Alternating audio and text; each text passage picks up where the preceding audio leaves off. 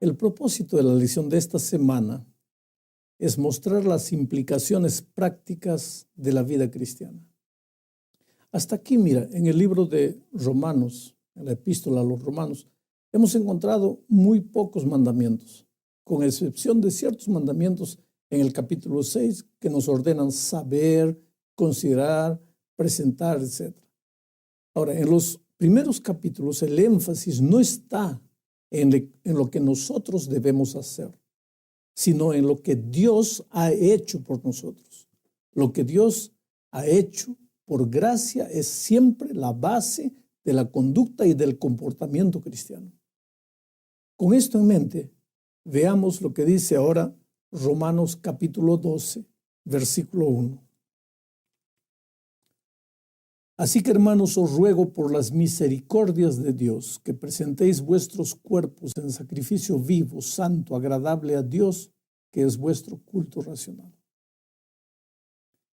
Así que, esta expresión así que indica que todo lo que Pablo ha expuesto en los primeros 11 capítulos, todo lo que Dios ha hecho por los pecadores impíos y culpables, nos va a llevar hacia una consecuencia.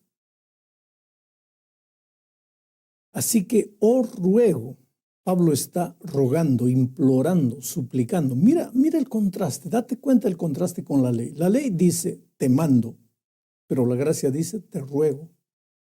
La obediencia a la ley se basa en el temor. La persona obedece porque tiene miedo del castigo que sufrirá si no obedece. Pero la obediencia del Evangelio se basa en el amor. El amor de Cristo nos constriñe. Sigamos adelante. Pablo ruega por las misericordias de Dios. Misericordia significa lástima, clemencia, compasión. Necesitamos recordar cuán misericordioso y compasivo Dios ha sido con nosotros. Esto debería ser un incentivo para vivir una vida cristiana piadosa. Si Dios ha sido tan compasivo y tan clemente conmigo, ¿no debería yo dar mi vida y todo mi ser para servirle? Si el Hijo de Dios murió por mí, ¿cómo puedo hacer menos que vivir para Él? Por eso Pablo aconseja que presentéis vuestros cuerpos. La palabra presentar es la misma palabra que se encuentra en Romanos 6:13. Y una comparación de ambos versículos indica que tu cuerpo es equivalente a tú mismo. Cuando das a Dios tu cuerpo, tú estás dándole todo lo que eres y todo lo que tienes. Hay momentos en que, como creyentes, fallamos y caemos y necesitamos presentarnos de nuevo al Señor y decirle, Señor, tú me has salvado por tu maravillosa gracia y por tu misericordia. Y aunque yo he pecado y te he fallado, gustosamente te presento mi cuerpo de nuevo para tu servicio. Me dedico a mí mismo, todo lo que soy, todo lo que tengo, lo doy nuevamente a ti.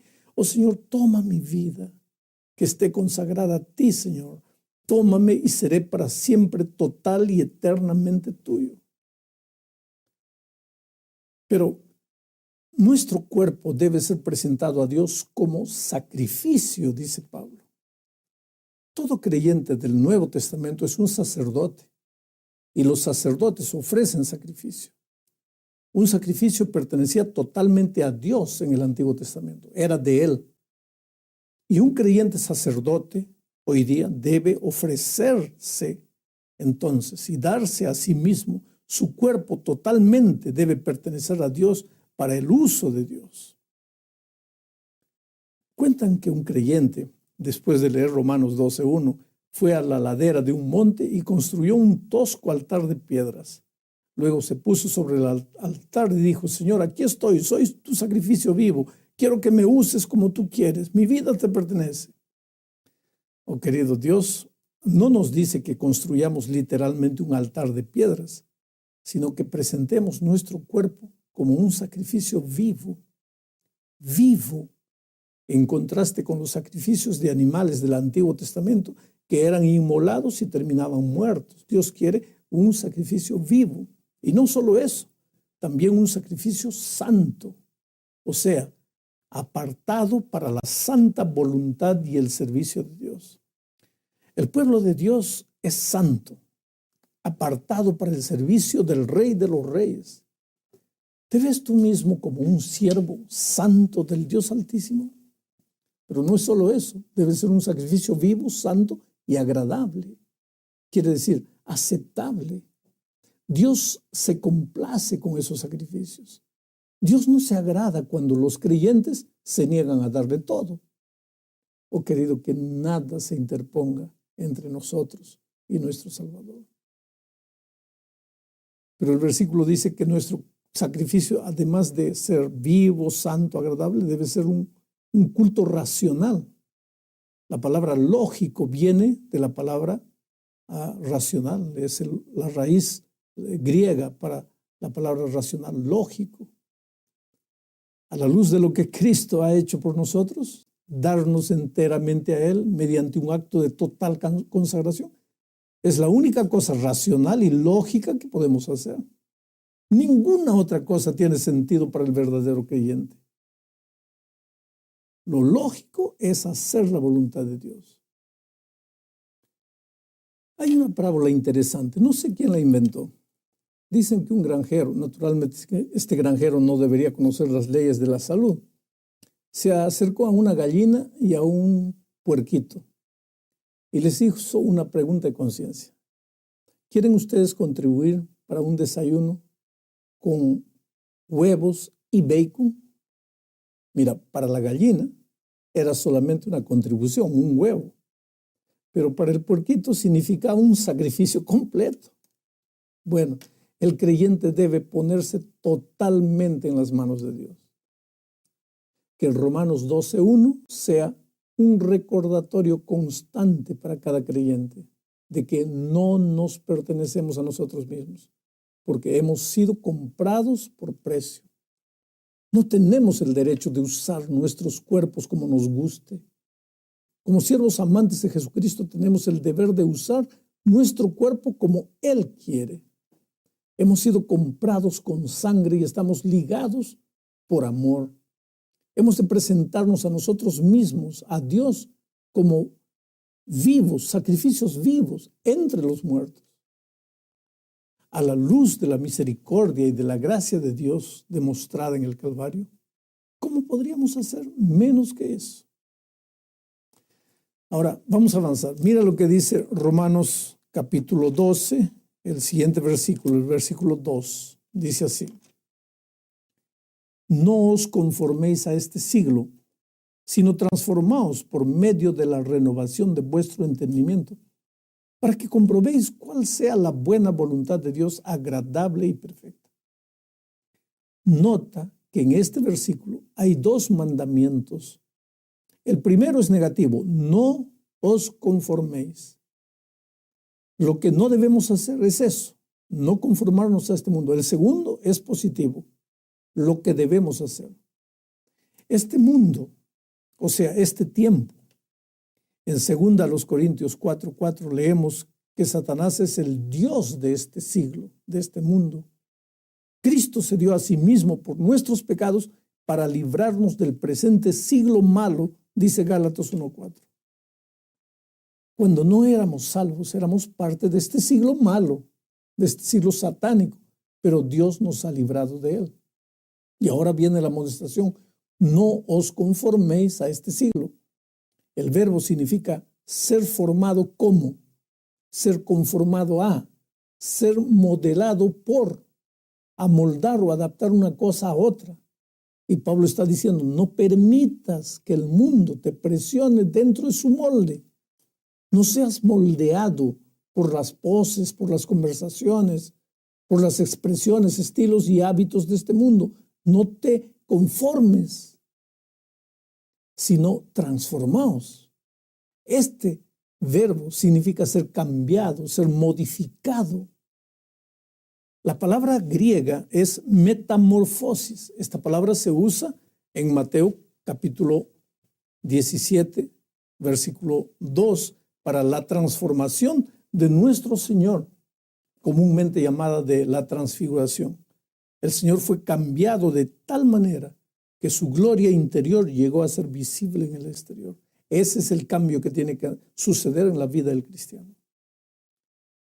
Pero ¿cómo se lleva a cabo esta transformación en la vida del creyente?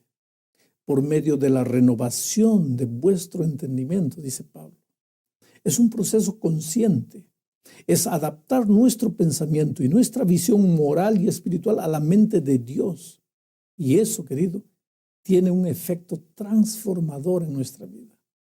La mente del creyente debe llegar a estar saturada con la palabra de Dios, de modo que él pueda ver, pensar y sentir cada vez más como Dios ve, piensa y siente.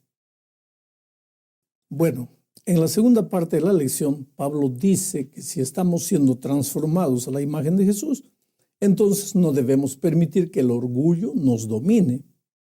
En el versículo 3, Pablo aconseja lo siguiente: digo pues, por la gracia que me es dada a cada cual que está entre vosotros, que no tenga más alto concepto de sí que el que debe tener, sino que piense de sí con cordura, conforme a la medida de fe que Dios repartió a cada uno. Queridos, si hemos de ser como Cristo, entonces debemos ser humildes. Tenemos que pensar con sobriedad en cuanto a nosotros mismos y no inflarnos con una idea irreal, exagerada respecto a nuestra importancia y superioridad. No debemos tener un concepto elevado, altivo de nosotros mismos, sino que debemos vernos como Dios nos ve, con cordura. O sea, debemos tener un juicio correcto, justo, acertado.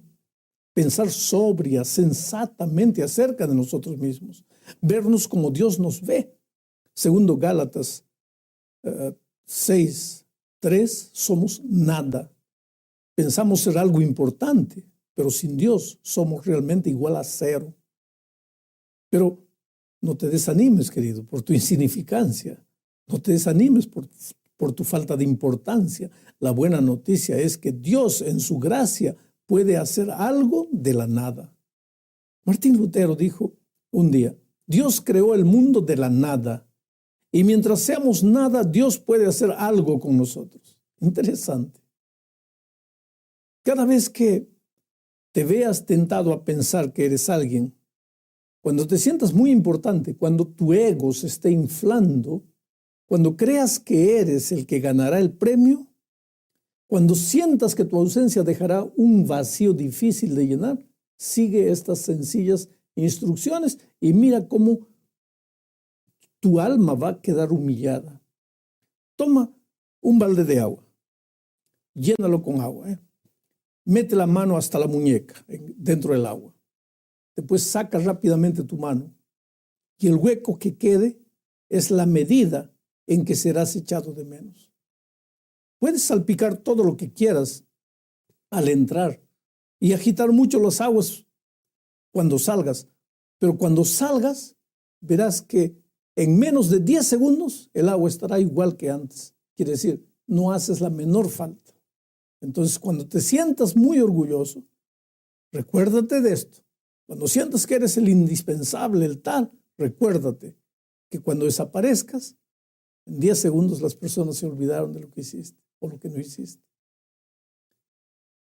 Cuentan la historia de un pequeño árbol, bajito, presumido, dio una mirada alrededor del suelo y luego alzó su cabeza y gritó: miren qué grande soy. Y jactándose así se balanceaba orgulloso en medio del aire.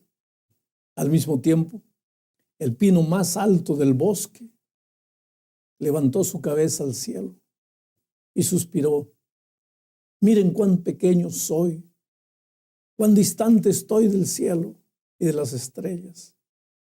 Cuántos años de espacio entre mí y las estrellas. ¿Sabes, querido? Mi grandeza depende de con qué me mido o a dónde miro. Si miro a la tierra, soy muy grande, pero si miro al cielo, no soy nada. En la tercera parte de la lección pasamos a hablar del respeto que el cristiano debe tener a las autoridades constituidas. ¿Sabes? Esto no es fácil porque vivimos en un tiempo en que el lema de las personas parece ser, si hay autoridad, yo soy contra. Y sin embargo, Pablo dice que la persona que ha sido justificada por la fe debe manifestar en su vida el respeto por las autoridades. Llámense estas autoridades padres o profesores o patrones o autoridades políticas. ¿Esto significa que las autoridades nunca se equivocan? En absoluto. Pero significa que mientras una persona ocupa un cargo de autoridad, debe ser tratada con el respeto que su investidura le otorga. Pero hay un consejo más. El versículo 8 dice, no debáis a nadie nada, sino el amaros unos a otros, porque el que ama al prójimo ha cumplido la ley. Sabes, querido, la deuda es un problema que como una bacteria infecciosa va devorando la vida de muchos cristianos. En la vida hay un principio. No se puede gastar 11 si se gana apenas 10. Es simple, pero al mismo tiempo tan difícil. Creo que con raras excepciones nadie quiere deber. La deuda es como una bola de nieve que va aumentando imperceptiblemente. Pero cuando tomas conciencia de la realidad, ya es demasiado tarde. Que Dios te ayude a vivir sin deudas. ¿Cómo? Respetando lo que es de Dios y administrando con sabiduría lo que te resta. Es mejor 90 bendecidos por Dios que 100 sin la bendición divina. La cuarta parte de la lección continúa analizando el versículo 8. Debemos amarnos los unos a los otros porque el que ama ha cumplido la ley. Qué manera extraordinaria de resumir la ley. El amor es el fundamento de la ley. Dios es amor. Y el que ha sido justificado está en Dios, está en el amor, vive en el amor. En consecuencia, su vida es una vida de perfecta obediencia a la ley, porque el fundamento de la ley es el amor. Amarnos los unos a los otros, este asunto no es una obligación, es un resultado. En lugar de esforzarme para amar, yo tengo que esforzarme para no separarme de Jesús y vivir el amor de Jesús en mí con relación a mis hermanos. Bueno, llegamos al fin de la lección mencionando Romanos 13:11. Lo voy a leer. Dice, y esto conociendo el tiempo que ya es hora de levantarnos del sueño, porque ahora está más cerca de nosotros nuestra salvación que cuando creímos. Oh, querido, Pablo ha exhortado a la iglesia animándola a mostrar amor. Ahora explica por qué es importante vivir conforme a la palabra de Dios.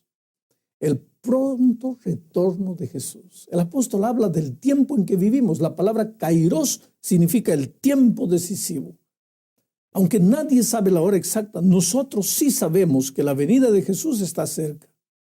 A medida que los días avancen, estamos cada vez más cerca. El Nuevo Testamento habla de la prontitud, de la brevedad de la venida de Cristo, porque lo decisivo ya sucedió. Su muerte, su resurrección, su ascensión, el derramamiento del Espíritu Santo. Conocer la proximidad de la venida de Jesús es motivo más que suficiente para levantarse del sueño, para comenzar a ir al encuentro de nuestro Señor Jesucristo. Pero esto tenemos que hacerlo con una vida de humildad, una vida que agrade al Señor Jesucristo. Querido, Pablo entiende aquí por salvación la salvación final.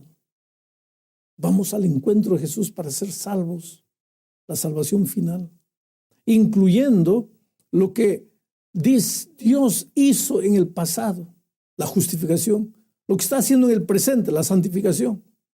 No obstante, ahora piensa sobre todo en la futura redención de todo, cuando la naturaleza pecaminosa será extirpada de nosotros, cuando estaremos libres del pecado y la muerte, de cualquier circunstancia trágica que llegue a nuestra vida.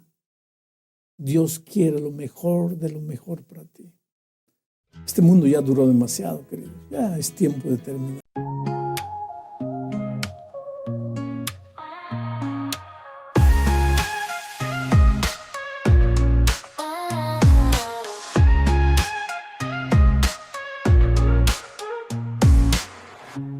You were so lucky. a star, but you cry, cry, cry in the lonely dark. And I'm sorry for what you went through. I always thought the lucky one was you, but the lucky one was me. I wanted to be you so bad. Your life looked like so much fun. The fashion lights and fancy things made it seem like you had won. But little did I know, you were crying all the time. You were hurting inside when everyone thought you were fine. I thought you were so lucky because you were a star, but you cry, cry, cry in the lonely dark. And I'm sorry for what you went through. I always thought the lucky one was you, but the lucky one was me. I know you made some mistakes, but we're all only human. You were judged for everything. They put the blame on you when you were pushed over the edge. It ain't right what they allege. I thought you were so lucky, but the lucky one was me. I thought you were so lucky because you were a star, but you cry, cry, cry in the lonely dark. And I'm sorry for what you went through. I always thought the lucky one was you, but the lucky one was me. I know you made some mistakes, but we're all only human. You were judged for everything. They put the blame on you when you were pushed over the edge. It ain't right what they allege. I thought you were so lucky, but the lucky one was me. I thought you were so lucky because you were a star, but you cry, cry, cry in the lonely dark. And I'm sorry for what you went through. I always thought the lucky one was you, but the lucky one was me. I always thought the lucky one was you, but the lucky one was me.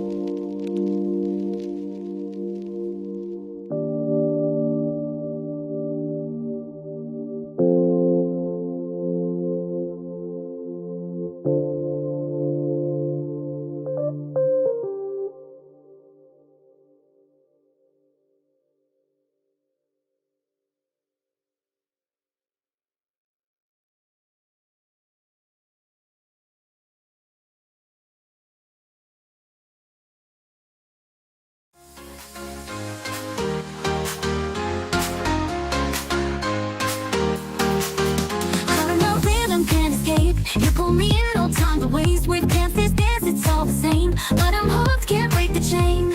We crash, we burn, we never learn, it's a cycle. I can't discern, but in your arms I lose control. We fall apart, but still I go. Here we go again, spinning in the dark, chasing every high, even if we fall apart. Here we go again, you and me were blind, losing all we got, but it's worth it every time. Here we go again. Here we go again. We know it's wrong, but we still pretend. Here we go again.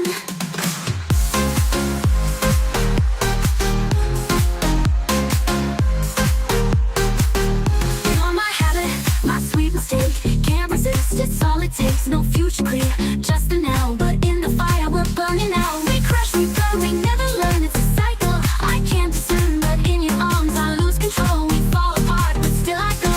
Here we go again, spinning in the dark, chasing every high, even if we fall apart. Here we go again, you and me were blind, losing all we got, but it's worth it every time. Here we go again. Here we go again. We know it's wrong, but we still pretend. Here we go again. You're my habit, my sweet mistake. We rise and fall, but still we drop. For just one night